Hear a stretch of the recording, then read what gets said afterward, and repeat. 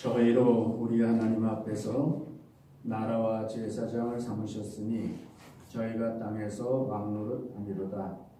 그에게 영광과 능력이 세세토록 있기를 원하노라. 아멘.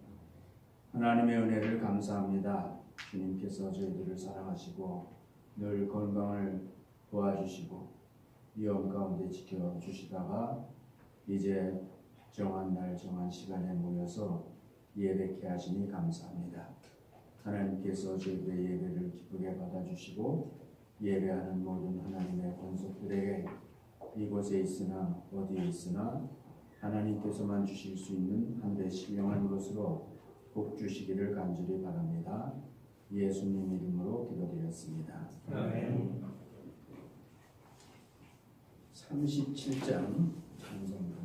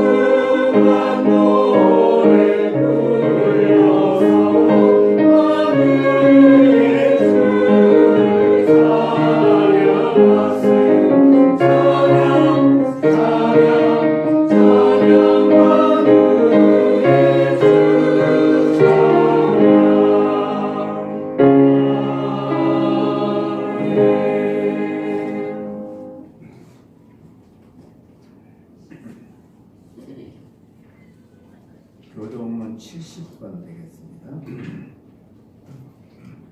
내가 붙드는 나의 종, 내 마음에 기뻐하는 자, 곧 내가 택한 사람을 보라. 내가 나의 영을 그에게 주었으니 그가 이방의 정의를 베풀리라. 그는 외치지 아니하며 목소리를 높이지 아니하며 그 소리를 거리에 들리게 하지 아니하며 하는 갈대를 꺾지 아니하며 거절하는 누구를 뜨지 아니하고 진실로 정의를 시행할 것이며 그는 쇠하지 아니하며 낙담하지 아니하고 세상의 정의를 세우기에 이르리니 그들이 그 교훈을 망망하리라. 나 여호와가 의로 너를 불렀은즉 내가 네 손을 잡아 너를 보호하며 너를 세워 백성의 전에가 일어나기 비추게 하리니 내가 눈먼 자들의 눈을 밝히며 갇힌 자를 옥에서 이끌어내며 불안한 자들을 감동에서 나오게 하리라. 아멘. 자리에다 앉아주시기 바랍니다. 오늘은 정태한 집사님께서 기도해 주시겠습니다.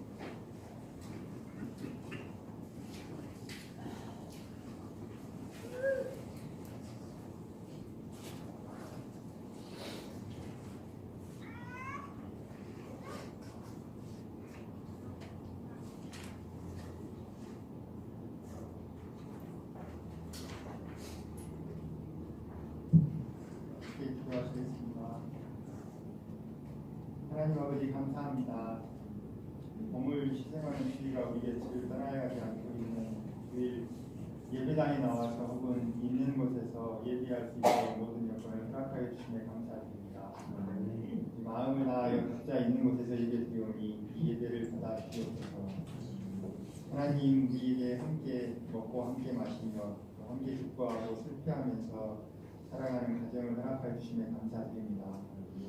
세상에서 바라보는 기준과는 상관없이 식구이기에 항상 그들을 위해 기도하고 섬기고 마음을 쓰는 그 속에서 하나님의 사랑을 조금이나마 느끼고 보고 또 배워봅니다. 어떤 가정은 아직도 모두 한 곳에서 살아가고 또 어떤 가정에서는 아이들이 학교를 위해서 먼 곳으로 혹 어떤 가정은 아이들이 또 새로운 가정을 이루면서 살아가는 그런 가정들이 있습니다. 어디에서 어떤 모양으로 살아가든지 모든 가정들이 항상 예수님과 동행하면서 예수님이 주시는 그 평안함 속에서 살아가는 법을 닦아 주시옵소서. 매일 조금씩이라도 더 자주 서로 사랑한다며 말하고 살아갈 수 있도록 우리들의 마음을 열어주시고 예수님의 사랑으로 채워주시옵소서. 2023년 시작이 엊그제 같은데요. 3월이 되었습니다. 지나간 두 달 뒤돌아보면서 우리에게 주신 말씀대로 얼마나 살아왔는지 돌이켜보면 언제나 그렇듯이 뿌듯함보다는 어머님의 살아왔던 그런 모습에 실망을 하게 됩니다. 하지만 또한 우리에게 주신 말씀에 의지해 힘을 얻고 또한 힘을 얻기도 합니다. 항상 기도하라, 쉬지 말고 기도하라, 범사에 감사하라 하신 말씀대로 우리를 살아가기 원합니다. 내 말을 듣고 또 나 보내신 이를 믿는 자는 영생을 얻었고 이렇게 말씀하신 대로 저희를 믿었기에 그 영생을 주셨다는 말씀에 힘을 얻습니다. 때로는 의심이 생기기도 하고 확신이 없기도 하고 그렇게 살아가기도 하지만 주신 말씀에 의지해서 살아가고자 합니다. 저희들 그 약한 믿음, 부자시만한 믿음에 의지해서 살아가고자 합니다. 그 작은 믿음에 의지해서 영생의 기쁨을 지금 여기에서 당장 누리며 살아가도록 저희들에게 은혜를 베풀어 주시옵소서. 낮은 울타리 교회를 이 지역에 허락하시어 함께 기도하고 찬양하고 말씀 나누고 생활을 함께 나누는 공동체가 되게 하여 주시며 감사드립니다. 이 공동체에 진아, 황, 문영옥님을 보내주셔서 저희 함께 교회 생활을 할 수 있도록 하시며 또한 감사드립니다. 함께 기도하고 찬양하고 말씀 나눌 때 예수님의 사랑으로 함께 교제하게 되기를 원합니다. 항상 우리 교회와 성도들을 위해서 기도하여 주시는 우리 이경철 목사님과 같은 가정을 위해서 기도드립니다. 영육간의 강건함을 허락하시어서 하나님이 주시는 그 평안함 속에서 하나님의 말씀만을 담대히 전할 수 있도록 해 주시옵소서. 또한 보이는 곳에서 보이지 않는 곳에서 각자에게 맡겨진 일들을 묵묵히 수행하며 예수님을 따르고자 하는 우리 지체들이 있습니다. 예전에 나를 내려놓고 말씀에 힘입어서 살아가고자 하는 그 마음을 아시오니 그 모든 손길과 노력을 꼭 붙들어 주시옵고 누구보다도 그 수고를 주님이 잘 아시오니 주님이 주시는 그 평안함으로 그들과 그 가정의 삶에 복을 허락하여 주시옵소서. 오늘 나와서 신병과 진병을 얘기하는 모든 이들에게도 같은 복을 허락해 주시기를 원하며 이제 예배 시작이 오니 끝까지 지도하여 주실 것을 믿으며 이 모든 말씀 예수님 이름으로 기도합니다. 아멘.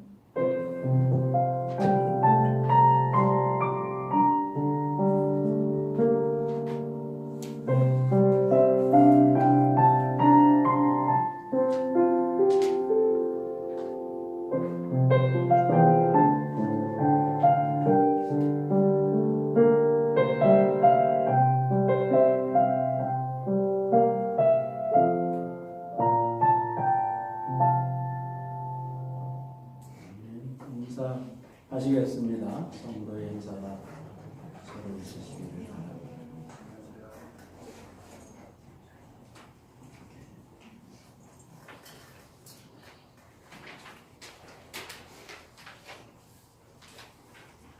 오늘 운영위원회에 있습니다. 3월달 운영위원회 예배 후에 있겠습니다. 성경 공부 광고가 나갔는데요.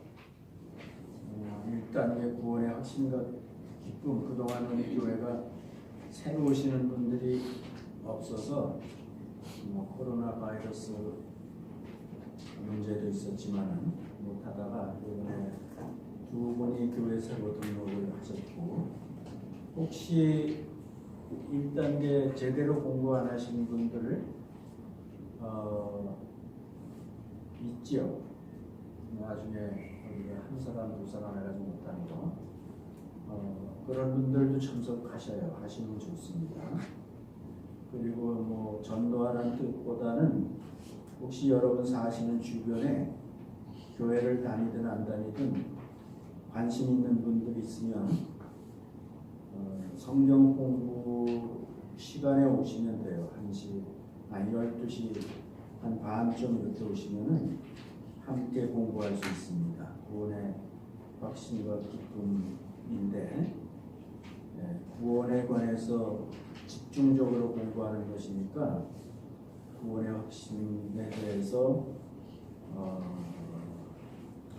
확신하지 못하시는 분들, 그게 사실은 큰 고민이거든요. 예수 믿는 사람들에게 있어서는. 그래서 이번 기회에 그런 분들도 하시면 좋을 것 같으니까 여러분들이 같이 좀 협력해서 모처럼 다시 시작하는 구원의 확신 협력해 주시기를 바랍니다. 해외 선교 기도회 광고 나갔는데 원래 어제 했어야 되는데 제가 어디 다녀오는 바람에 못했는데 이번 주 토요일 날 합니다. 모여서 하고 또 우리가 유튜브로도 참여할 수 있으니까 여러분들이 우리는 주로 이제 집중적으로 막연한 기도가 아니고 제목 있는 기도를 하거든요. 그래서 좀 많이 참여해 주시면 현장에서 수고하는 우리 강성민 선교사와 수많은 그 스태프들이 있는데 저희 힘을 얻고 또 하나님 계속의 기도를 들으시고 응답하시는 역사가 있게 되기를 바랍니다.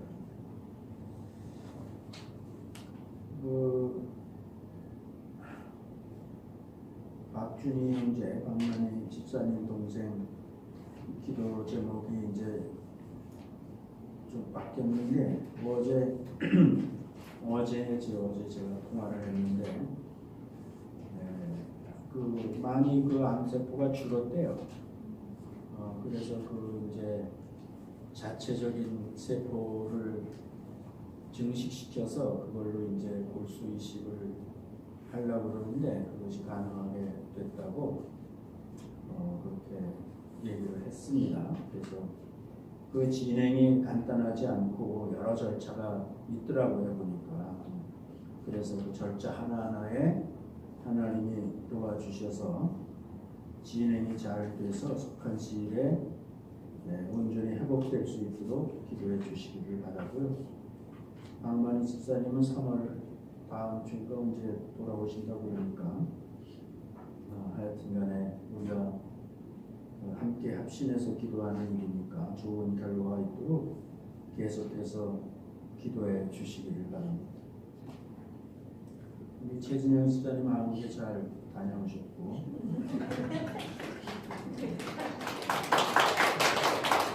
별 어려움 없다고 그러니까 감사합니다. 헌금 기도하겠습니다. 하나님의 은혜를 다시 한번 감사합니다. 지난 한 주간 동안 주님께서 저희들을 사랑하셔서 생업을 주시고 일할 때마다 우리에게 귀한 물질을 주셔서 감사합니다.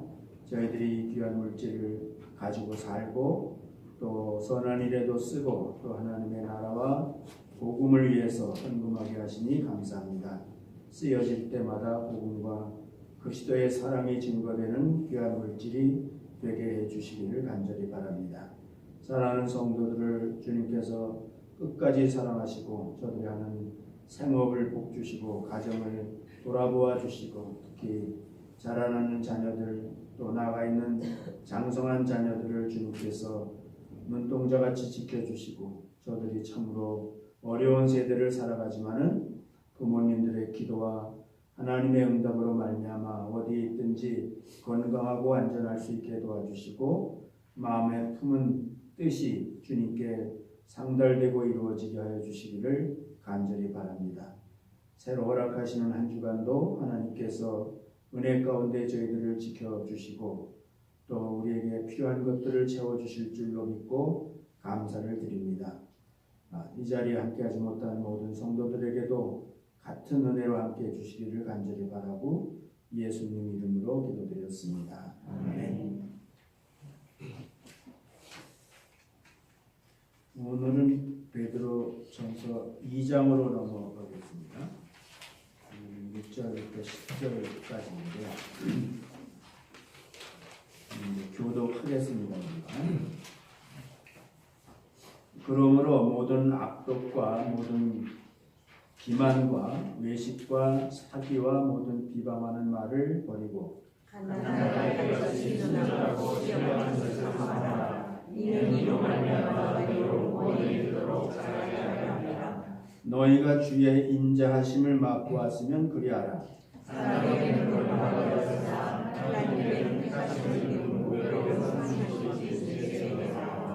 너희도 사한 돌같이 신령한 집으로 세워지고 예수 그리스도로 말미암아 하나님이 기쁘게 받으실 신령한 제사를 드릴 거룩한 제사장이 될지니라. 병에 기록할 때 보라 내가 택하고 외롭고 유일한 무기를 시험해주니 저를 인자는 부끄러움을 당치지 않게 하였으니 그러므로 믿는 너희에게는 보배이나 믿지 아니하는 자에게는 건축자들이 버린 그 돌이 모퉁이의 머릿돌이 되고 또한 믿으시는 우리가 거짓말하게 되었다. 저희가 말씀을 순종치 아니하므로 넘어졌으니 이는 저희를 이렇게 정하신 것이라. 그러나 너희는 택하신 족속이요 왕같은 제사장들이요 거룩한 나라요 그의 소유가 된 백성이니 너희를 어두운 데서 불러내어 그의 귀한 빛에 들어가게 하신 이의 아름다운 덕을 선포하게 하려 하심이라. 너희가 전에는 백성이 아니더니 이제는 하나님의 백성이요 전에는 긍휼을 얻지 못하더니 이제는 긍휼을 얻은 자니라. 아멘. 일어서셔서 일어나서 우리가 찬양하겠습니다.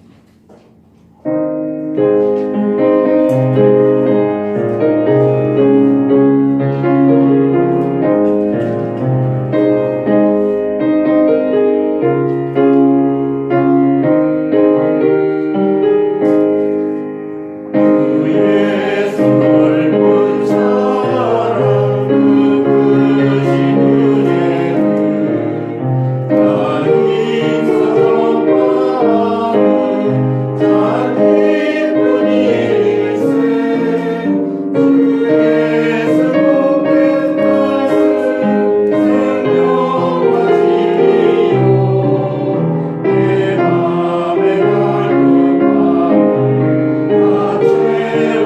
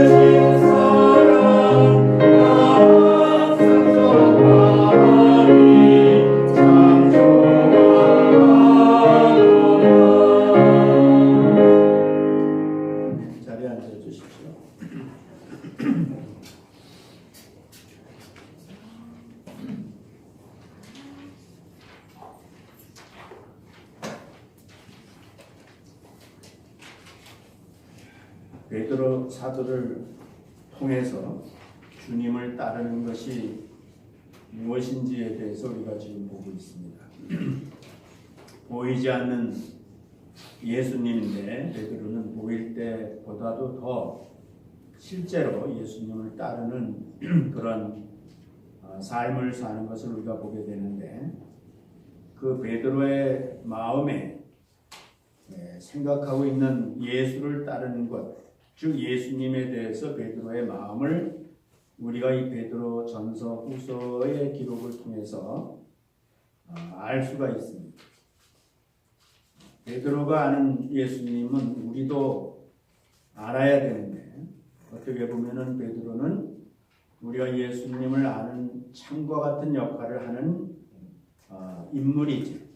12사도가 다 그렇지만은 그 당시로서는 그 중에서도 특히 베드로는 예수님을 처음부터 이제 따랐고, 또 부활하신 예수님도 만났고, 또 개인적으로 예수님으로부터 사명을 다시 받았고, 그리고 예수님이 승천하셨지만은 베드로는 이제 주님을 따르는 데 있어서 보이지 않으나 보이는 것 같이 따랐고, 주님께서 그동안 말씀하시고 보여주셨던 모든 것을 통해서 예수님에 대해서 더 성숙하게 알게 되었죠. 그래서 그 이후의 삶은 우리가 주목해야 될 삶이고, 그들을 통해서 우리도 같은 주님을 따르는 사람들인데, 마치 오늘은 성경이 있지만 그 당시는 베드로의 그 따르는 모습이, 또 그가 가르치는 말하는 내용이 바이블이죠. 성경입니다. 그래서 우리가 아직까지도 허락하셔서 우리가 볼 수 있는 이 베드로 전서 후서를 볼 수 있다는 것은 하나님의 큰 은혜다, 이렇게 생각을 하면서 우리가 주님을 따르는 관점에서 우리가 보고 있는 것입니다. 산 소망을 가지고 따른다 했습니다. 초대교회 시대의 사도들과 믿는 자들은 온통 관심이 부활입니다. 부활. 예수가 죽었던 자 가운데서 다시 살아나셨다는 것은 충격이라는 말로는 부족하죠. 인류 역사에 있을 수 없는 그 일이 실제로 저들에게 일어났습니다. 부활하신 예수를 관념적으로 믿을 수 없었으나 예수님께서 사건적으로 저희들에게 다가가시고 체험케 하심으로 말미암아 모든 관념을 벗어버리고 상식을 벗어버리고 예수님은 실제로 죽은 자 가운데서 부활하신, 살아계신, 그리고 육체를 가지고 계신 그런 분이다 하는 사실을 이제 설명이 필요 없이 알게 된 겁니다. 그걸 이제 증인이라고 합니다. 자기들 직접 체험한 사람들만 증인이 될 수 있죠. 그래서 이제 그들의 모든 관심사는 인류 역사에 일어날 수 없다고 생각했던 그 최고의 고정관념을 깨뜨리고 부활하신 예수 그리스도가 당연히 모든 관심의 대상이 되고 또 대화의 대상이 되고, 그것이 바로 증거의 핵심이 된 거예요. 우리가 사도행전의 내용을 한마디로 말하자면 예수 부활의 증거죠. 예수는 부활하셨다. 너희가 찔러 죽인 예수는 하나님이 다시 살리셨다. 우리는 그의 증인이라 하는 것이 이제 사도행전을 줄여서 말할 수 있는 내용이다, 이렇게 볼 수가 있는 것입니다. 그래서 이 산소망은 그런 관점에서 예수 믿는 사람들은 산소망을 가지고 주님을 따르는 것입니다. 예수님의 부활은 예수님의 부활을 위한 부활이 아니에요. 예수님을 통해서 하나님이 하신 모든 일들은 그 예수를 주로 믿는 사람들을 위해서 하신 거예요. 그러니까 예수님의 부활도 믿는 자들에게 너희도 예수와 같이 하나님이 죽은 자 가운데서 다시 살리실 줄을 믿으라 하는 뜻에서 예수 부활을 하나님께서 증거로 세우신 것이죠. 보여주신 것이죠. 그래서 우리는 예수를 믿을 때 산 소망을 믿는 거예요. 산 소망을 가지고 예수님을 따르는 거예요. 세월이 살같이 흘러가잖아요. 우리가 육체 가운데서 육체의 생명에 의지해서 살고 있는데 이 생명이 우리가 체험적으로 시간이 지나면 지날수록 낡아진단 말이에요. 후패해진다는 거예요. 그 가운데서 예수 믿는 사람이 다른 사람과 다른 것은 뭐냐? 겉사람은 후패해도 속사람은 날로 새롭다는 사실에 대해서 우리가 이제는 영적으로 구원받았지만 더 나아가서 우리가 예수 그리스도의 영광의 육체와 같은 그런 부활의 몸으로 우리를 더딥혀 주셔서 우리가 온전한 하나님의 형상을 이룬 가운데서 하나님과 함께 우리가 한 사람도 경험해 보지 못한 하나님과 더불어 하나님께서 창세전부터 예비하신 새하늘과 새 땅, 진정한 하나님의 형상으로 창조된 자들을 위해서 창세기 에덴이 아니라 진정한 에덴, 하나님이 우리를 위해서 예비하신 곳에 살게 하시는 것이 성경 전체의 하나님의 뜻이다 하는 사실이 오늘날은 다 드러나 있는 것입니다. 그거를 우리가 소망하며 살 때 그 소망이 부끄럽지 않은 것은 하나님께서 한 번 하신 말씀은 반드시 이루시니까. 성경이 또 한 면에서 우리한테 가르치는 것은 뭐냐? 하나님께서 한 번 말씀하신 것은 반드시 이루시고 특별히 약속하신 것은 반드시 때가 되면은 이루어 주신다는 사실을 성경은 처음서부터 마지막까지 계속해서 우리에게 증거하고 있는 거예요. 그래서 많은 시간이 필요한 겁니다. 시간과 공간 속에서 하나님께서 창조의 세계에서 피조물로 있는 인간들에게 믿게 해야 되는데 그 믿을 수 있는 인간의 믿음이 작용해서 올바른 것을 믿게 하셔야 되는데 그것은 바로 시간과 공간 속에서 하나님이 약속하시고 그리고 또 시간과 공간 속에서 때가 되면은 그것을 이루시고 인간의 생각으로는 그 약속이 불가능한 약속을 하시는 거예요. 그게 믿음의 조상 아브라함입니다. 그가 자식을 낳을 수 없는 경수가 끊어진 사라의 태에서 자식이 있을 것이다. 나이 이제 100살을 한 해 앞에 놓은 아브라함에 90세를 앞에 놓은 사라에 내년 이때에 너희가 자식을 낳을 것이다. 이게 불가능이죠.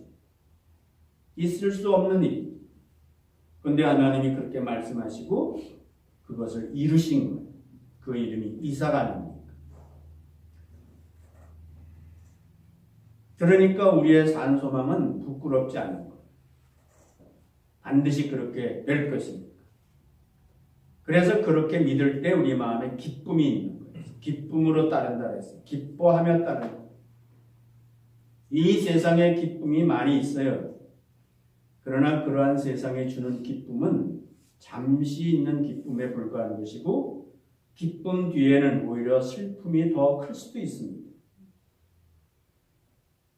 그러나 우리의 기쁨은 날이 갈수록 그 기쁨은 더하여지는 거예요. 그래서 우리는 무슨 일을 만나든지 세상이 어떻게 변하든지 내 형편과 처지와 환경이 어떻게 달라지든지 그런 거에 연연하지 않고 이 기뻐하는 것은 이 기쁨은 전천후에 전천 항상 기뻐할 수 있는 거예요. 우리가 그런 사람들이다.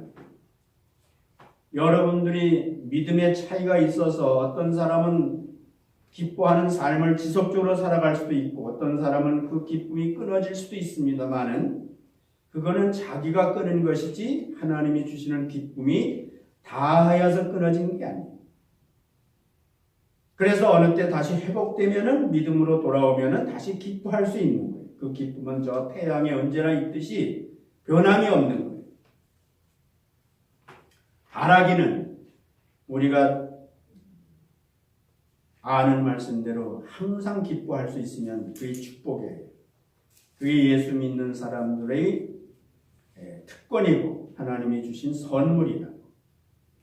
기뻐하며 따르고, 또 우리는 구별된 백성이니까 거룩함으로 따른다 그랬습니다. 거룩함이라는 건 도덕이나 윤리적인 것뿐만 아니라 우리가 참으로 하나님의 자녀로서 품위를 가지고 사는 거죠. 구별된 삶이 사라지는 것입니다. 그리고 사랑하며 따르는 거예요. 우리가 지난번에 말씀으로 따른다고 그랬는데 그 말씀과 겹쳐 있는 것이 사랑입니다. 제대로 말씀으로 따르는 삶의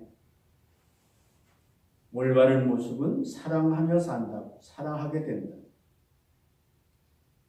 말씀은 계명이지. 예수님께서 제자들에게 내가 너희를 사랑한 것 같이 너희도 서로 사랑하라. 너희가 서로 사랑하면 모든 사람들이 너희가 내 제자인 줄 아니라. 뭘로 세상 사람들이 구별하냐고요? 우리가 죄 짓지 않고 다른 사람들 같이 그 사람들 같이 죄 짓지 않는 그런 소극적인 거룩으로 살게 되면은 처음에는 우리가 그렇게 사는 것에 대해서 자신들의 죄가 드러나기 때문에 두려움을 갖지만은 인간이라는 게 시간이 지나면요 면역성이 생기듯이 그런 것에 대해서 도전하게 돼 있어요. 그런 사람들이 언젠가는 죄 짓는 것을 보기를 원해. 넘어지는 것을 보기를 원해. 감동을 받기보다는 도전적인 대상이 된다. 비판의 대상이 된다. 판단의 대상이 된다. 예수 믿는 사람들에 대해서. 그런 소극적인 거룩에서 머물러서 전전긍긍하는 것이 아니라 예수님 당시에는 구약의 백성들은 그렇게 했어요. 그렇게 했는데 실패했어요. 결국은 넘어졌어요. 이방인들이 손뼉 쳤어요. 이스라엘 사람들이 타락하는 것을 보면서. 근데 예수님의 제자들은, 예수님의 백성들은 더 적극적인 거룩이죠. 그게 뭐냐면 사랑하는 거예요. 예수님이 하나님이 예수님을 통해서 나를 사랑하신 것을 생각해요. 그게 복음이다. 그 십자가의 죽으심이다. 우리가 아직 죄인 되었을 때 그리스도께서 우리를 위하여 죽으심으로 하나님께서 우리에게 대한 자기의 사랑을 확증하셨는데 그게 사랑이에요. 그 사랑. 그래서 우리도 그런 사랑의 차원과 질을 가지고 우리가 먼저 믿는 사람들끼리 서로 사랑해야 해요. 형제 자매들, 성경대로 얘기하면 믿는 가정에게 더 잘해야 돼. 자기 식구를 먼저 돌아봐야 된다 그랬다. 그리고 더 넓혀져서 우리가 뭇사람들을 사랑할 수 있어야 되고 더 넓혀지면 원수도 사랑할 수 있다 그랬어. 원수도 사랑한다. 그것이 그리스도의 세계, 그리스도의 백성들의 모습이라고. 진정한 거룩한 하나님의 백성들의 모습은 저 수돈에 올라가서 죄를 안 짓기 위해서 이를 악물고 수도를 닦는 모습이 아니고 그 모습에서 끝나는 것이 아니고 내가 너희를 세상에 보낸다. 이리 가운데 양을 보내는 같은 심정으로 보낸다 그랬습니다. 우리는 그런 보냄을 받은 가운데서 사실은 이리 가운데 들어가면 양은 죽어요. 희생이지. 사랑을 행할 때에 이리가 양으로 변할 수 있어요. 우리는 더 적극적인 사랑으로 사랑하게 될 때에 이 세상의 악한 영이 세상을 망가뜨리고 사람들을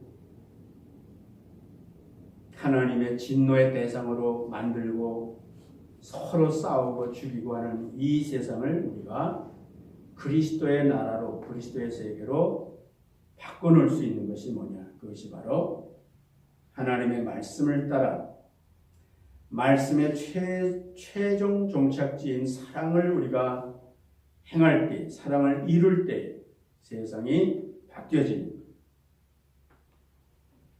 주님은 그냥 따르는 게 아니라 주여 주여 날마다 주여 주여 하며 따르는 것이 아니라 이러한 베드로의 생애를 통해서 그의 변화를 보면서 주님을 바르게 따르는 것은 저런 변화가 일어나는 것이구나. 베드로가 결심하여 변화하는 것이 아니라 하나님의 행하신 그 모든 것들을 제대로 깨닫고 알게 되고 믿게 될 때에 그 마음의 가치관이 변화되고 그 마음에 성령의 역사가 일어나서 결국 저런 모습으로 살아가게 되는구나. 저런 모습이 되는구나 하는 것을 우리가 보는 거예요. 그리고 우리도 그 형상을 따라 살려고 하는 거죠. 우리가 그 교과서죠. 그 모범을 쫓아가는 거예요. 예수 믿고 제대로 구원받은 사람은 성령이 그 안에 있을 뿐만 아니라 내 마음이 그것을 좋아한다. 주님을 따르는 것을 좋아하고 성령을 따라 살기를 원한다. 그런데 실제적으로 어떻게 사는 것이 주님을 기쁘게 하는 것인지 그 분별하는 것이 쉽지가 않다고. 그래서 우리가 말씀을 항상 배우는 거예요. 베드로를 배우는 거예요. 그 모범을 보는 거예요. 교육의 방법이 모범을 보이는 거거든요. 여기 군대 갔다 오신 분들은 조교라는 게 있죠. 훈련소에 들어가 처음 민간의 옷을 벗고 군복을 입고 나면은 훈련이 시작이 되는데 조교를 세워서 조를 짜서 그 조교가 먼저 시범이라는 걸 보여요.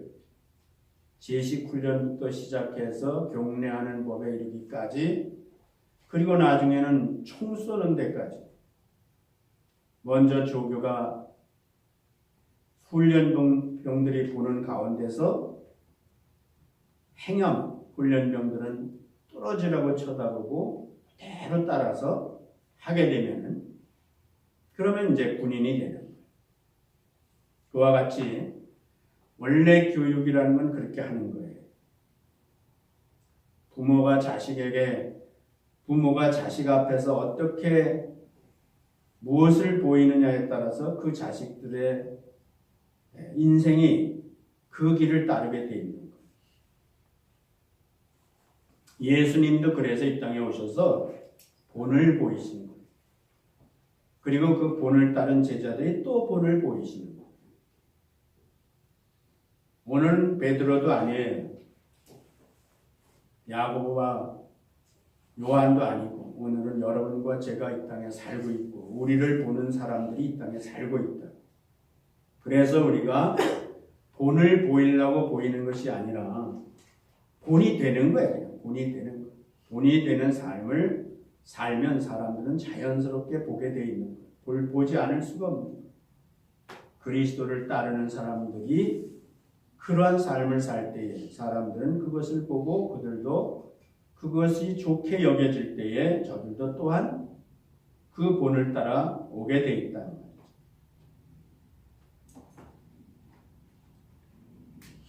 근데 오늘은 이제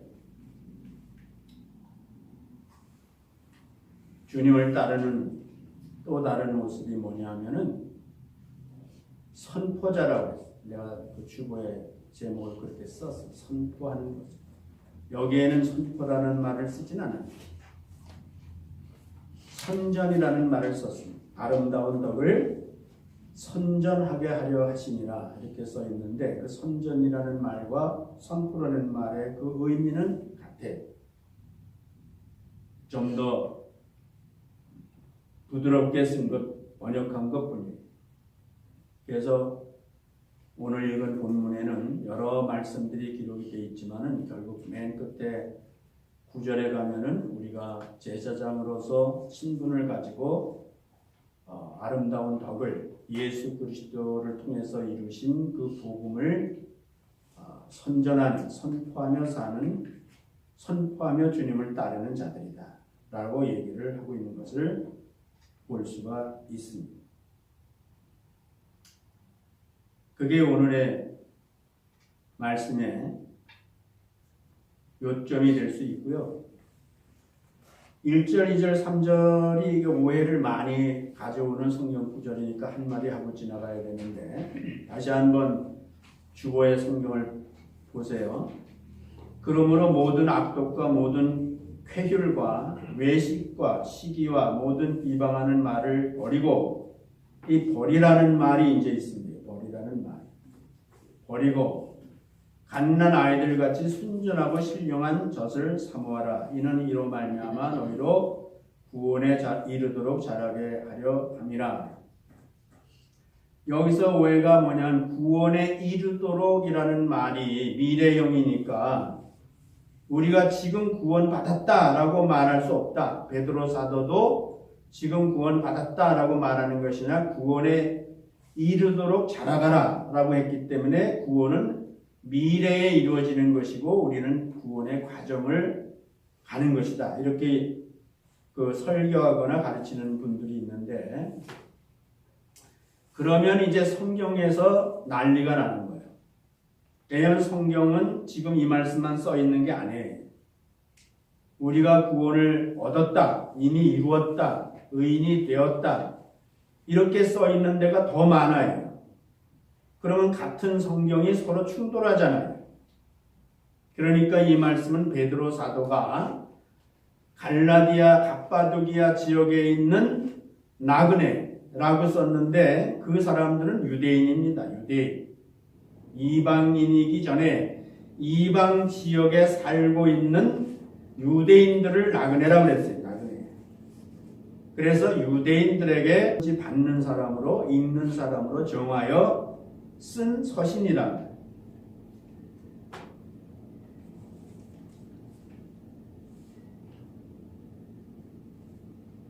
그 히브리서에 보면은 여러분 듣기만 하세요. 내가 성경을 못 읽는데 히브리서 6장 4절부터 보면은 한 번 비침을 얻고 하늘의 은사를 맛보고 성령에 참여한 바 되고 하나님의 선한 말씀과 내세의 능력을 맛보고 6절 타락한 자들은 다시 새롭게 하여 회개케 할 수 없나니 이는 자기가 하나님의 아들을 다시 십자가에 못 박아 현저히 욕을 보임이라.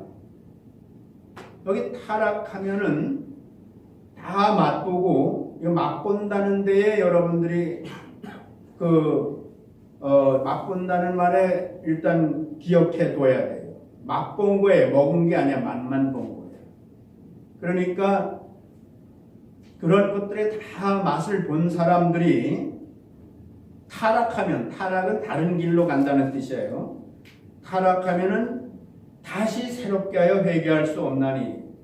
그리고 그 뒤에 뭐라고요? 그렇게 하는 것은 십자가, 예수님 십자가에 못 박아 현재 욕을 봅니다. 하나님의 아들을 십자가에 다시 못 박아. 이 다시라는 말이에요. 그러니까 이게 무슨 뜻이냐 하면은 베드로도 같은 의식을 가지고 이 말을 쓰고 있는 거예요. 유대인들은 사실은 다 이것을 경험한 사람. 우리가 몰라서 그렇지 초대교회 시대에는 온통 유대인들의 그 대화가, 관심이 다 어디에 있었냐면은 예수에 있었어요. 그 후에 사람 그 조세푸스도, 역사가 조세푸스도 예수에 대해서 쓰고 있었어요. 예수라는 사람이 죽었다가 다시 살아났다는 말이 온 이스라엘에 알려졌다. 이렇게 하는 걸 보면은 그 당시에 유대인들 중에는 모르는 사람이 없는 거예요. 믿고 안 믿고는 나중 문제예요. 그러나 그 뉴스를 모르는 사람은 없다는 거죠. 그리고 저들이 오순절날 명절에, 특히 외국에 사는 사람들이 큰 명절에는, 6월절에는 뭐지요? 와서 다 예수님의 십자가의 죽음과 50일 후에 일어난 성령 강림의 사건을, 오순절 사건을 대부분이 먼 지역에서 온 유대인들은 다 그때까지 기다렸다가 오순절 명절을 치른 다음에 돌아가는 거예요. 그러니까 특히 갈라디아 갑바도기아 지역에 있는 사람들은 육로로 옵니다. 육로로. 배를 안 타도 배를 타둘 수도 있어요. 그렇지만 지금 지진이 일어난 그 시리아와 터키의 그 움폭 들어간 그 지역을 넘어가면 거기가 바로 갈라디아 지역에 지금도 가면은 기독교 초대교회 교인들이 살던 동굴에 살던 그런 흔적들이 남아있어서 많은 사람들이 성지순례를 가는 곳이지. 그러니까 그 사람들은 다른 지역에 사는 사람들보다도 더 쉽게 그리고 더 많이 이 큰 명절에 예루살렘에 오는 것이 그들의 일생의 과업이에요.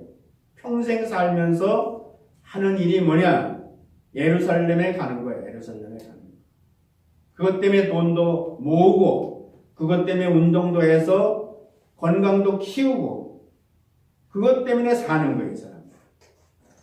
그래서 예수님이 때가 이르렀다 하고 십자가 예루살렘으로 올라간 거는 바로 그걸 의미하는 거예요. 많은 흩어져 있는 유대인들도 그 6월절에 오게 됨으로 말미암아 바로 그때에 예수님이 십자가에 못 박히실 때에 그 모든 사람들이 그것을 알게 되고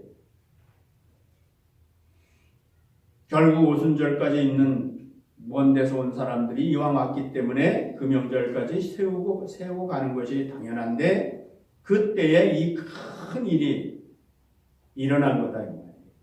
의도적으로. 왜냐하면 이 복음이 예루살렘에 사는 사람뿐만 아니라 온 흩어져 있는 유대인들에게 전해야 되고 또 저들을 통해서 이방인에게까지도 복음이 전파되도록 그렇게 하나님이 설계해 놓으셨잖아요. 그러니까 지금 얘기 다시 돌아오면 이 사람들은 이미 예루살렘에서 이런 것들을 다 맛보고 다 봤던 사람이에요. 그리고 많은 분들이 또 믿었다. 그러나 다시 일상으로 또 그런 환경으로 돌아가 있는 이 사람들에게 지속적으로 그 믿음을 유지해 나갈 수 있는 여건이 그 당시로서는 대단히 부족한 거예요. 가면 다시 유대인들의 그 회당과 제도에 따라서 살아야 되는 거예요. 그러다 보면은 예루살렘에 갔을 때 보았고 들었던 그 경험이 그 모든 것들을 가운데서 지속적으로 유지되기가 쉽지 않은 거지. 우리 갈라디아서 다 마찬가지죠. 계속해서 바울 사도가 선교행을 가서 전도해서 믿은 사람을 세워놓고도 그 다음 또 선교행할 때 그곳을 둘러야 되는 이유가 뭐예요? 그것은 팔로우업하기 위해서 다시 옛 것으로 돌아가 있는 믿음의 성도들을 다시 새 것으로 돌리기 위해서 그렇게 하는 거예요. 그래서 여기서는 히브리서와 지금 베드로 사도의 말을 접속을 시켜서 얘기하면은 그 당시에 이런 말들이 왜 필요했는지를 우리가 알 수 있는 거예요. 사람들이 다 경험을 했어도 확실하게 예수 그리스도를 구주로 믿고 그 믿음이 지속적으로 자라고 보존된다는 것이 쉽지 않기 때문에 이런 말을 통해서 다시 그들을 회복시키기 위한 것이죠. 내가 지금 히브리서 얘기를 하고 있는 거예요. 7절에 보면 땅이 그 위에 자주 내리는 비를 흡수하여 밭가는 자들에게 자들이 쓰기 합당한 채소를 내면 하나님께 복을 받고 만일 가시와 엉겅퀴를 내면 버림을 당하고 저주함에 가까워 그 마지막은 불사름이 되리라. 유대인들 이스라엘의 모든 역사는 예수님이 오시기 전에 출애굽을 해서 1600년이 넘는 그 긴 시간 동안에 하나님께서 계속 그 땅에 물을 주셨다고 비를 내리셨다. 하나님께서 이루실 일들이 무엇이고 그때의 열매가 되게 하기 위해서 계속해서 마치 이른 비와 늦은 비를 농사짓는 사람에게 내리듯이 하나님께서 이스라엘에게 말씀을 계속 주신 거예요. 그러면 그 비를 흡수해서 물을 흡수해서 그 곡식이 자라서 열매를 맺으면 농사를 짓는 사람들에게는 기쁨이 되는 것이고 그것은 알곡이 되어서 곡간에 모아지는 것이고 그 뒤에 얘기가 만일 가시와 엉겅퀴를 내면 버림을 당하고 저주함에 가까워 그 마지막은 불사름이 되리라. 그러니까 이 농사를 가지고 비유를 말하고 있지만은 이스라엘이라고 해요. 이스라엘이 그동안 하나님이 베푸신 모든 은혜를 통해서 예수 그리스도가 참으로 하나님의 아들이시요 그리스도시요 우리의 구주가 되신다는 사실을 믿어서 구원에 이르면은 좋은데 그러지 않으면은 오히려 불사람이 된다. 그것이 구원에 이르도록 하나님께서 구원에 이르도록 계속해서 역사를 하셨는데 너희가 이제 그런 것들을 잘 듣고 배웠으면은 구원에 이르게 된다는 거예요.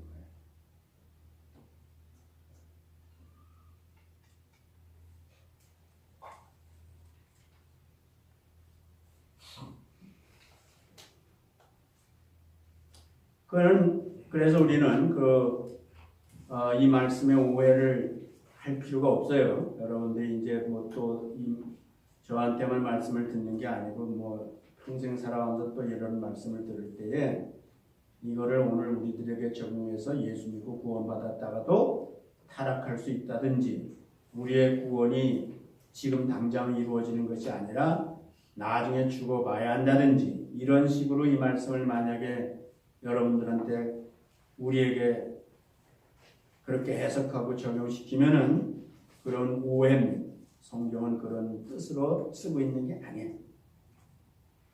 근데 알지 못하면 성경에 있으니까 그런가 보다 하면은 평생 살면서 구원의 확신을 갖지 못하고 산소망은커녕 기뻐하기는커녕 밤낮 우리가 죄의식 가운데 종교적인 삶을 살아가게 됩니다.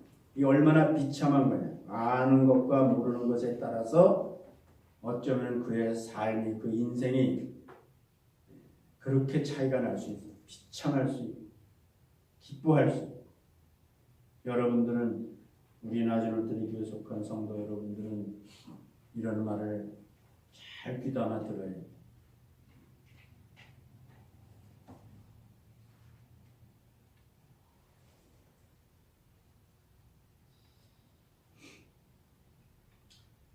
그래서 4절부터 8절까지는 시간이 벌써 다 가서 길게는 못하는데 여기에는 이제 이스라엘 백성들의 가장 중요한 관심사는 그 성전과 제사장이거든요. 이스라엘이 출애굽을 해가지고 광야에 들어서서 떠나기 전에 일어난 일들이 다 뭐냐면은 그 성막을 만드는 일이에요. 성막을 만드는.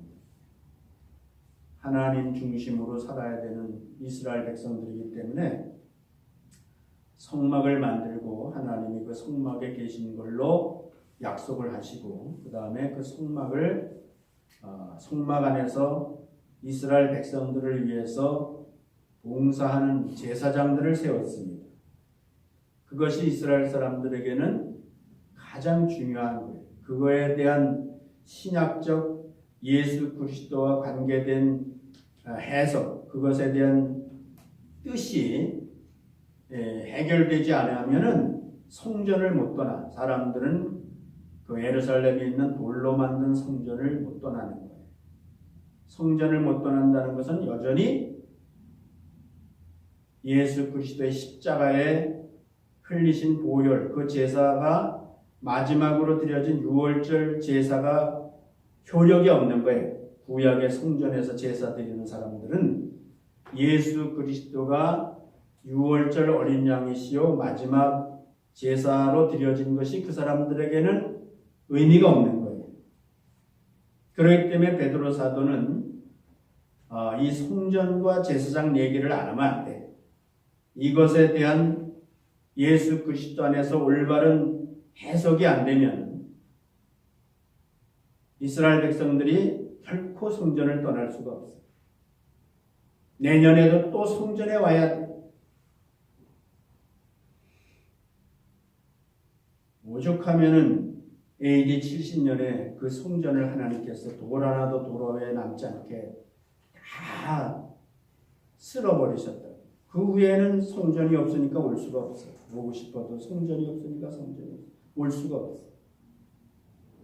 예수님 이후에도 유대인들이 예수 안 믿고 계속해서 돌 성전에 오니까 돌 하나도 돌 위에 남지 아니하고 다 무너뜨려졌지. 살아남은 유대인들이 예루살렘에 올 필요가 없어졌어. 그만큼 이 돌로 만든 성전은 유대인들한테 매우 중요하게 여겨지는 거기 때문에 이것에 대한 신약적 예수 그리스도 안에서 올바른 뜻을 말하지 않으면은 저들이 성전을 떠날 수가 없는 거예요. 그 얘기를 하고 있는 거예요, 지금. 예수는 성전에 뭐가 됐다 그랬어요? 모퉁이도 안 되지. 성전이 지어져야 되지. 돌에 잇대어서 지어져가는 돌들은 뭐예요? 그건 누구예요? 예수 믿은 사람들이에요. 예수 믿은 사람들을 신령한 돌이라고 해서 신령한 예수 그리스도는 하나님이 택하신 모퉁이의 돌이 되고 진정한 성전의 돌이 되고 예수 믿는 사람들은 신령한 돌로서 거기에 모퉁이 돌로부터 시작해서 지어져 가는 하나님의 성전이다 그랬습니다. 우리는 뭐 그런가 보다 하고 쉽게 그냥 받아들일 수 있는데요. 그 당시 유대인들의 입장에서는 이런 말씀을 깨닫는다는 것이 사실 불가능해요. 자기들이 눈으로 보는 미석으로 꾸며져 있는 성전이 있는데 뭐 이런 식으로 지금 예수님이 뭐 모퉁이 돌이고 믿는 자들이 신령한 돌로서 하나님의 집이 지어져 간다 이런 얘기들을 어떻게 그 사람들이 이해할 수 있겠냐. 그러나 지금은 이해를 못해도 성령의 도우심으로 언젠가는 이해하게 되는 거예요. 성경을 읽으면서 내가 마음에 도전을 받는 것은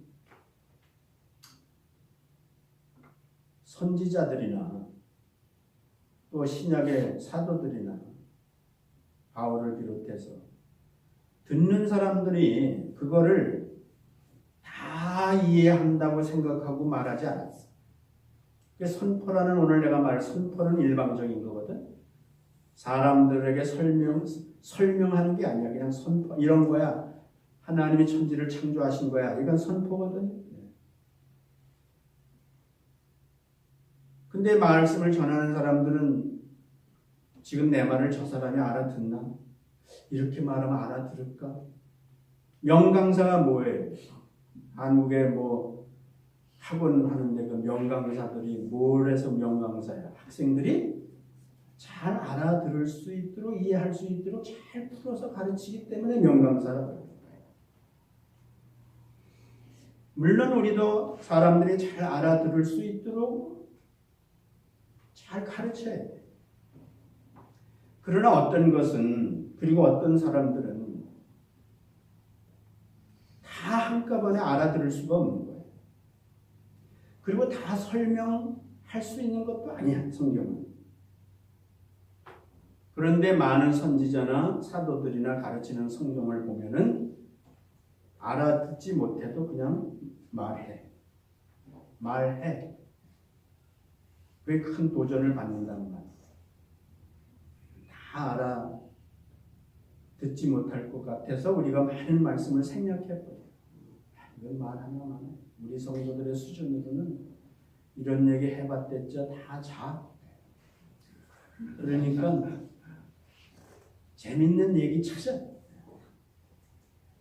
100가지 예와 책을 부러지라고 찾아가지고 우리 교인들한테 맞는 거북이와 토끼 같은 얘기고 햇님과 구름 같은 얘기 해야 사람들이 재밌어하고 알아듣는 것 같아요.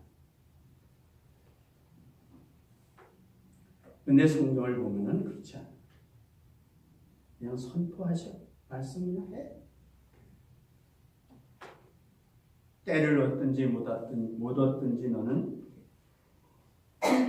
말씀을 전파하라는 말도 거기에 일맥을 같이 하는 거예요. 맥을 같이 하는 거예요. 지금은 못 알아듣지만 때가 되면은 성령의 도우심으로 알아들을 수가 있는 것이. 어쨌든 이 성전 얘기를 해야 되는 것이고 이 성전에 돌로 만든 성전은 계시고 그건 하나의 모양에 불과한 것이고 실체의 성전은 하나님이 눈에 보이지 않게 계시듯이 하나님의 성전도 눈에 보이지 않는 것인데 바로 그것은 예수 그리스도가 성전이시고 그를 믿는 자들이 함께 성전되는 것이다 라고 베드로 사도는 말했고 더 나아가서 제사장도 바로 예수 믿고 구원받은 성도들이 사실상 오늘날 이방인과 하나님 사이의 제사장이다 라는 선포를 하고 있는 거예요. 우리는 이해가 되든 안 되든 깨닫든 깨닫지 못하든 지금 성경에 말한 그대로 그냥 문자적으로는 그대로 된 거예요. 우리의 느낌과 상관없이 하나님의 말씀이 그렇다 하면 그냥 그렇게 된 거예요. 내가 그거를 내 머리로 다 이해해야만 그렇다라고 할 수 있는 것이 아니에요. 하나님이 하시는 말씀이기 때문에 우리는 그냥 받아들이는 것이 뭐라고? 그게 겸손이라. 하나님 앞에 우리의 겸손이라. 그 겸손할 때 성령이 그 겸손의 줄을 타고 우리에게 가르쳐 주시는 것. 이 돌 얘기는 성경에 많아서 많은 가르침이 필요하지만은 지금 얘기하는 걸로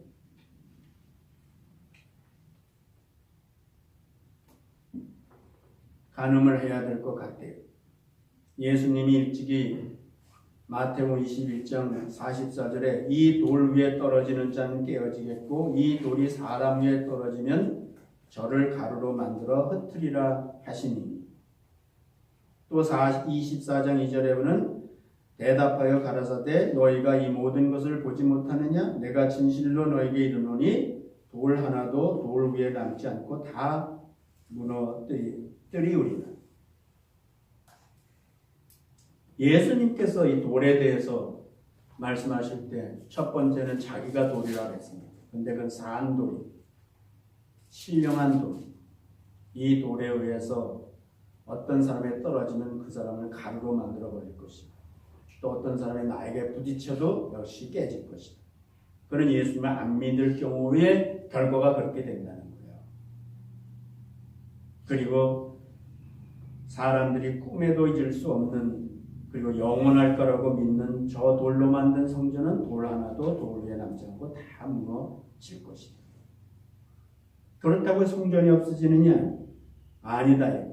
참 성전은 예수님이 말씀했어요. 헐라 내가 3일 만에 다시 일으키리라. 제자들은 그때는 못 알아들었다 했지. 그러나 나중에 가서야 그것이 무슨 뜻인지 알게 되었다 했으니까 제자들도 주님을 따르는 제자들도 예수님이 선포적으로 하시는 말씀은 그 당시에 못 알아들었다. 그러나 때가 되니까 알아들어서 지금 베드로 사도가 그 얘기를 하고 있는 거예요. 진정한 성전이 3일 만에 일으켜지는 성전이 무엇인지를 깨달았기 때문에 지금 예수 그리스도의 부활로 말미암아 하나님의 성전의 모퉁이들이 되고 우리가 그 예수의 부활을 믿는 성도들이 거기에 지어져가는 거기에 붙여 지어져가는 산돌이다. 하나님의 성전이다. 이렇게 설명하고 있는 거예요. 우리는 알아들을 수 있지.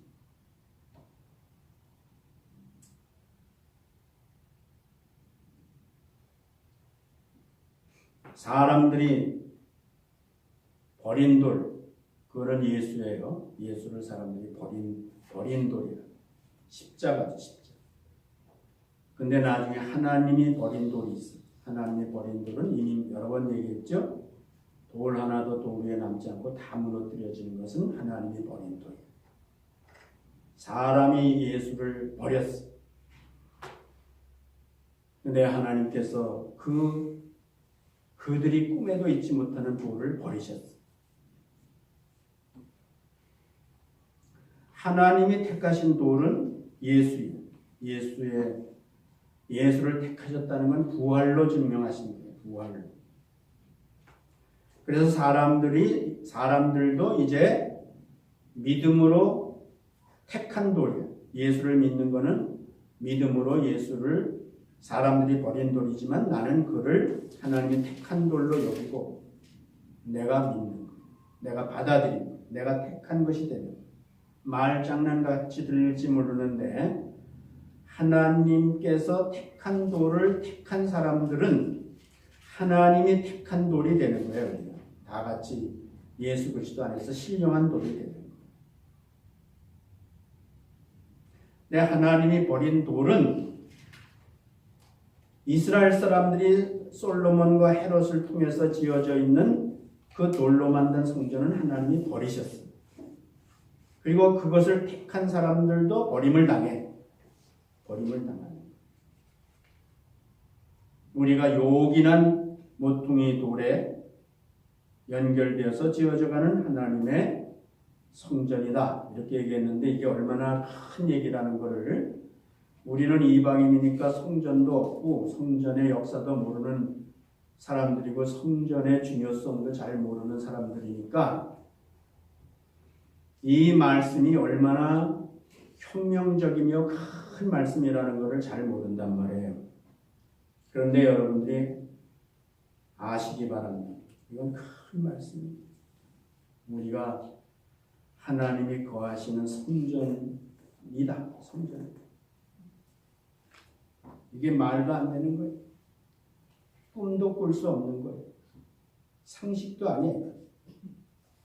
하나님이 그렇게 하신 거예요.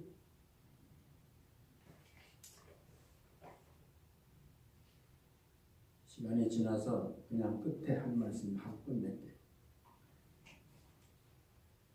여기 지금 9절 10절에 너희는 택하신 족속 왕같은 제사장 거룩한 나라 소유된 백성 어두운 데서 불러내어 귀한 빛에 들어가게 하신 자의 아름다운 복을 선전하게 하십니다. 여기서 언급된 그 단어들을 보시라.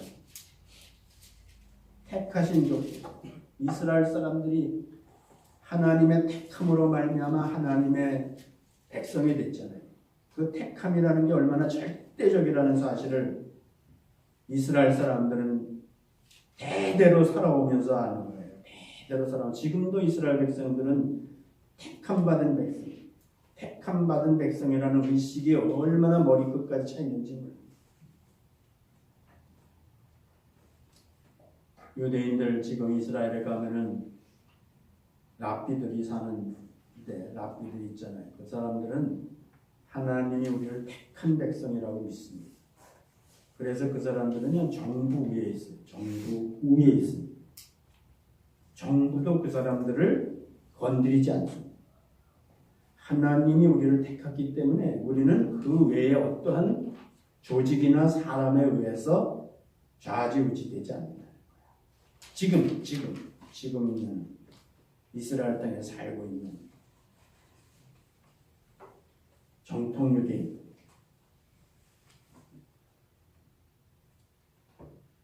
거룩한 나라.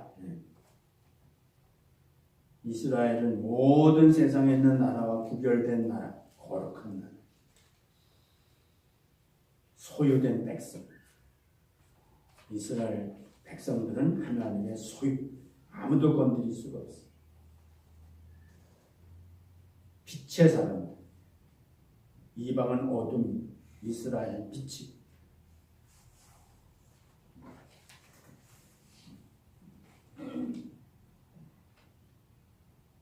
근데 한마디로 우리가 제사장, 우리가 그 나라에, 우리가 그의 백성이, 그의 소유, 오늘날에 와서 이스라엘 사람들이 들으면 이게 이 얘기가 되겠습니다.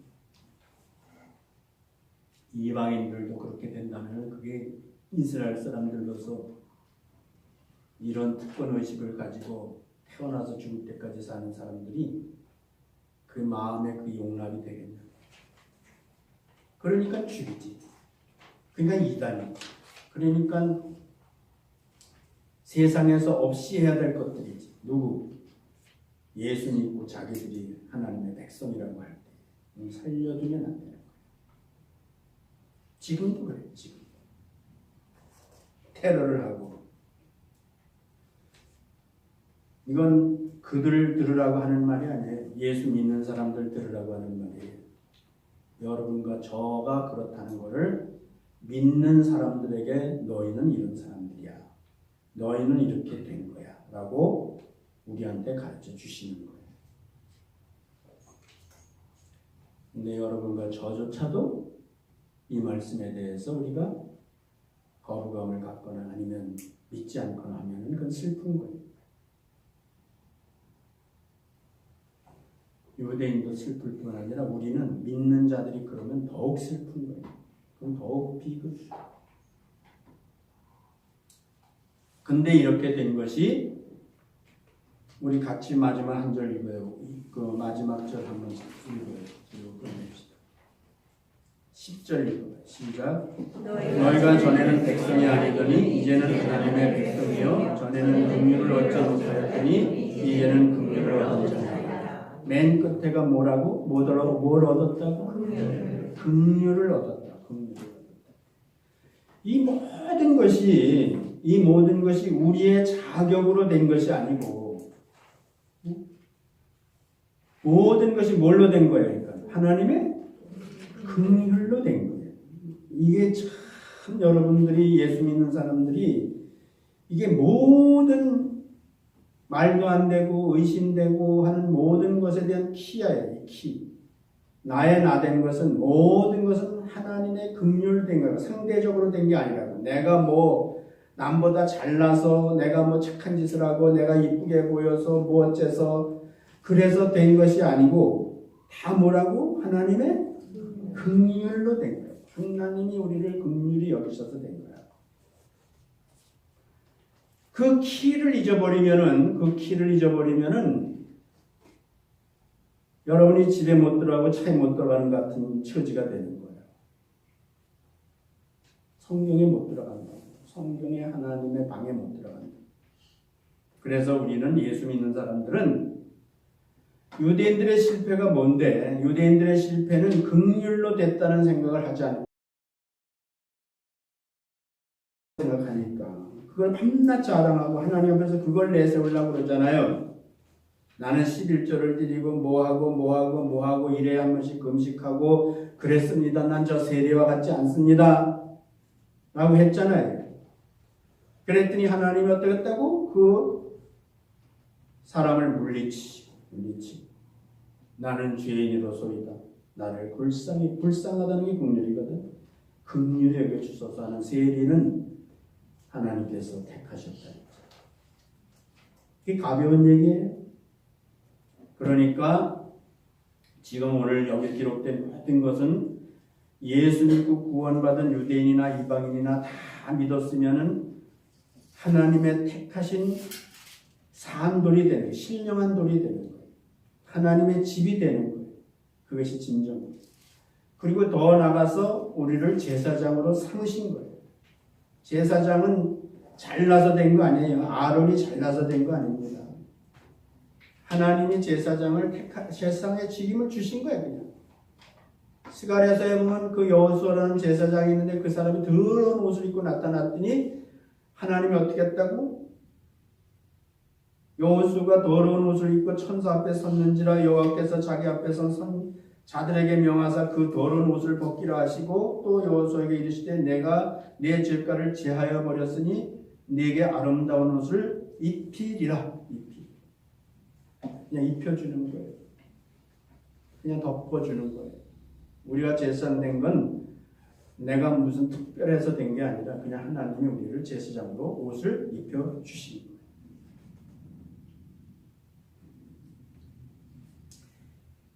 그 모든 것이 다 하나님의 긍휼로 된 거예요. 이스라엘의 실패는 하나님의 긍휼을 잃어버리고 자기들의 자랑, 자기들의 의로 하나님 앞에 모든 것을 계산하기 때문에 실패한 거예요. 오늘 우리 예수 믿은 사람들은 실패하면 안 돼. 실패하지 않으려면 여러분과 제가 구원에서부터 모든 것들이 다 하나님의 긍휼에 의해서 이루어진 것이지 내가 상대적으로 계산돼서 된 게 아니다 하는 것을 꿈에도 잊어버리면 안 돼요. 그걸 잊어버리는 순간 여러분들은 실패한 유대인들 같은 기분으로 살아야 돼요. 그런 처지로 살아야 돼요.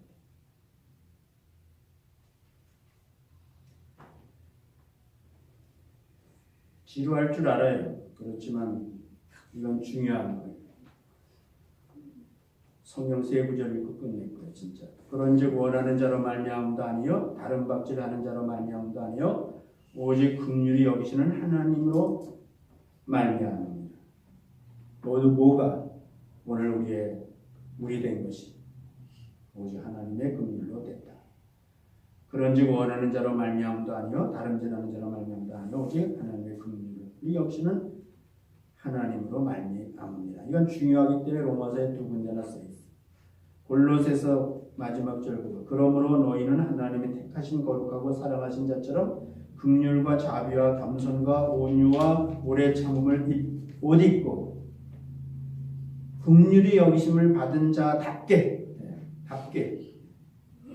겸손하고 온유하고 오래 참음을 옷 입고 누가 너희에게 협의가 있거든 서로 용납하여 피차 용서하되 주께서 너희를 용서하신 것과 같이 너희도 그리하고 이 모든 것 위에 사랑을 더하라. 이는 온전하게 매는 띠니라. 뭐라고?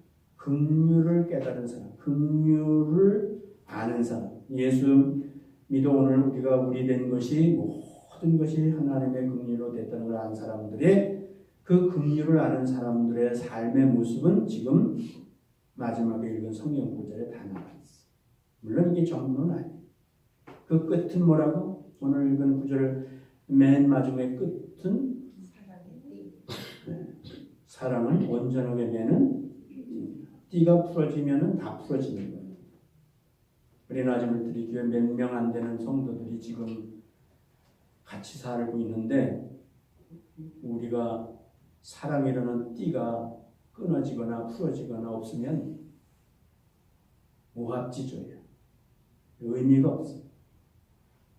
신앙생활에 하나님이 묶어주신 우리 구별된 하나님의 백성으로서의 그 품위도 가치도 의미도 없는 거예요. 마지막 때 우리가 살면서 힘써야 될 것이 긍휼을 잊지 말아야 되고 긍휼을 입은 자답게 우리가 서로 살아가며 사는 것. 기도하겠습니다. 하나님의 은혜를 감사합니다. 우리가 바울 베드로 사도를 통해서 베드로라는 칭을 통해서 주님을 바르게 따르는 삶의 모습이 무엇인지를 보고 있는 중에 있습니다. 오늘은 우리가 예수 그리스도 안에서 믿음으로 말미암아 하나님이 거하시는 신령한 하나님의 집으로 성전으로 지어져가는 신령한 돌이라는 사실을 깨닫게 되었고 이 모든 일들이 하나님의 긍휼로 말미암아 우리에게 택하신 족속 소유된 백성 나라 또 하나님의 제사장으로 삼아주신 것을 믿고 저희들이 이 땅에 사는 동안에 이 놀라운 복음을 아름다운 덕을 선포하며 살아가는 저희들 되게 도와주시기를 바라고 예수님 이름으로 기도드렸습니다. 일어나셔서